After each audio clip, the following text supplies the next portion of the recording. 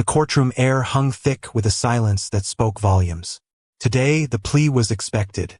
A plea that would bring a semblance of closure to a case that had become a dark chapter in Canadian history. A chapter stained by the horrors committed on a pig farm in Port Coquitlam. This was not about the victims of Robert Picton, a serial killer who preyed on the vulnerable women of Vancouver's downtown east side. This was about Picton himself and the man, a fellow federal inmate, who stood accused of ending his life. The very man who had just been accused of his untimely demise. The gravity of the situation was palpable, a weight that pressed down on everyone present, from the hardened correctional officers to the few journalists allowed to witness the proceedings. The story of Picton's demise was complex, mired in the brutal reality of prison life, and the inherent questions of justice and retribution. But the ripples of this case, the long shadow it cast, stretched far beyond the walls of the penitentiary. It touched upon the lives of those who had suffered, those who mourned, and those who still searched for answers. The details of Picton's imprisonment were shrouded in the secrecy of the federal prison system, a necessary but often frustrating safeguard of the privacy of the incarcerated. However, reports trickled out, painting a picture of a man who, even behind bars, remained a source of unease. He was a living, breathing reminder of the violence, the terror, that had become so intimately familiar to so many. It was within the sterile, high-security confines of Kent Institution, a maximum security facility designed to contain the most dangerous individuals in Canada, that his life, and the story that would define his final moments, began to unfold. This was a place where tensions simmered, where past grievances could fester, and where the ultimate consequences of a violent life could be met within its unforgiving walls. The accused, known only as a federal prisoner, remained an enigma. His identity was deliberately withheld to protect his privacy and the ongoing legal proceedings, a standard procedure in such sensitive cases. Very little was known about his background or the circumstances that led to his incarceration. Was this a case of calculated revenge, a long-simmering desire to see justice served by unconventional means? Was it a spur-of-the-moment act fueled by rage, a sudden explosion of pent-up frustration with the man who embodied such profound evil? Or something else entirely, a motive as complex and disturbing as the crimes Picton himself had committed? The answers, it seemed, were locked away, held in the mind of the accused, a silent architect of his own fate and that of the infamous serial killer. As the accused was expected to plead guilty, it suggested the prosecution possessed a strong case, one that likely included witness testimony, perhaps from other inmates privy to the events, or irrefutable physical evidence, though details of the specifics were, as yet, scarce. The timeline of events, from the Reddit post's initial mention of a guilty plea to the preceding events, offered only glimpses into the unfolding drama. The immediate focus was on the present, the day the plea was expected, a crucial moment that promised a definitive resolution to this grim chapter. But, of course, there were the other elements, the other stories connected to the overarching narrative, threads of tragedy that seemed to weave themselves into the fabric of this already dark tale. The related information from the Reddit post introduced a haunting subplot, a parallel thread of sorrow that tangled with the Picton case. A man, presumably unrelated to Picton's heinous crimes, had vanished on his way to the birth of his daughter. His family's joy had been brutally extinguished by his disappearance, replaced by a gnawing fear. The body was found 6 months later, a gruesome discovery that exposed the depths of human cruelty. A decapitated body, discovered in a barn, the chilling details echoing the barbaric methods employed by Picton himself, though the perpetrator and motive remained unknown.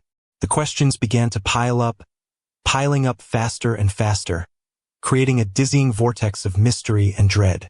The current status of the case was crystal clear. The plea was expected today. That meant a guilty verdict was all but certain, a foregone conclusion in the eyes of many. For the families of Picton's victims, the women whose lives had been so brutally extinguished, this would bring a measure of closure, a sense that justice, however imperfect and tragically delayed, had been served. The man who had inflicted such unimaginable pain was no longer a threat, his reign of terror definitively over. For the families of the other, as yet unknown, victim, the pain of their loss continued to grow, compounded by the lingering A single question would remain: a persistent echo in the silence. Would the truth of what really happened ever be known, not just in the legal sense, but the true, unvarnished truth? The impact of this case was profound, resonating far beyond the immediate context of the prison walls. It was a reflection on the nature of evil, the complexities of the justice system, and the long, arduous road to healing that never truly ends for those who have suffered such profound loss. The murder of a serial killer by another prisoner raised uncomfortable questions of retribution and punishment. What should be the fate of a man who took another man's life, even a man who had committed unspeakable crimes? The concept of vigilante justice, however tempting in its visceral appeal, clashed with the established legal framework. The tragic discovery of the decapitated body added another layer of sorrow and unease to an already disturbing narrative. The unknown identity of the victim and the mystery surrounding the circumstances of his death were a stark reminder of the fragility of life and the pervasive dangers that lurk even in seemingly ordinary communities. His death, and the horrifying circumstances surrounding it, reminded us of the world and its many unpredictable dangers that lay beyond prison walls. His death could have been an act of random violence, perhaps fueled by jealousy, rage, or a twisted sense of retribution. The grief of his family was likely compounded by the agony of not knowing the reason behind his death, of having no answers to the questions that would undoubtedly plague their minds for years to come. The uncertainty, the unanswered questions, would linger, a haunting specter, forever tied to the memory of their lost loved one. The emotional impact of this story was undeniable, a tangled knot of conflicting feelings. The murder of Picton, the monster, was a complex event, a moment in which it was difficult to know what to feel. There was a grim satisfaction, a sense that evil had finally met its end, but there was also a profound sense of unease and perhaps even disgust. The victims and their families were constantly in the news, their stories a painful reminder of the depravity that existed. Many would have been relieved by the news of Picton's demise, if there was such a thing as true relief in such a devastating situation. The discovery of the other body, the man on his way to his daughter's birth, added a layer of profound tragedy that was almost too difficult to comprehend, a stark reminder that darkness can strike anywhere, at any time, to anyone. The psychological aspects of this unfolding drama were profound, delving into the darkest recesses of the human psyche. The story spoke to the capacity for violence that lies dormant within some individuals, and the primal, often destructive, desire for revenge. The actions of the accused were, for many, unfathomable, an act that defied conventional understanding of human behavior. The questions would be endless. What truly fueled his actions? How could he commit such a heinous act, regardless of the perceived deservingness of the victim? Were these actions born out of a deep-seated anger, a twisted sense of justice, a desire to right the wrongs of Picton in a way that the legal system had perhaps failed to do in its entirety? The final moments of Picton's life, while central to the immediate news cycle, were ultimately less important than the lives he took, the suffering he inflicted, and the enduring pain that continues to affect the communities in which he lived and prayed. The details of his death, however significant to the ongoing legal proceedings, will never erase the deep scars left on those who lost loved ones. The story serves as a stark reminder that the pursuit of justice is a long, arduous, and often incomplete journey.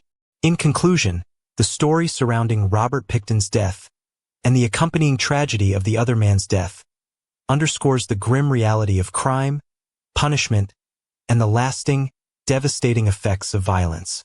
The accused anticipated guilty plea closes a chapter, yet it simultaneously opens new questions, new avenues of inquiry, and new sources of pain for those involved. The human drama remains, a complex tapestry of loss, grief, and the eternal search for meaning. The stories of the victims, the families left behind, and the ongoing search for answers will endure, etched into the collective memory.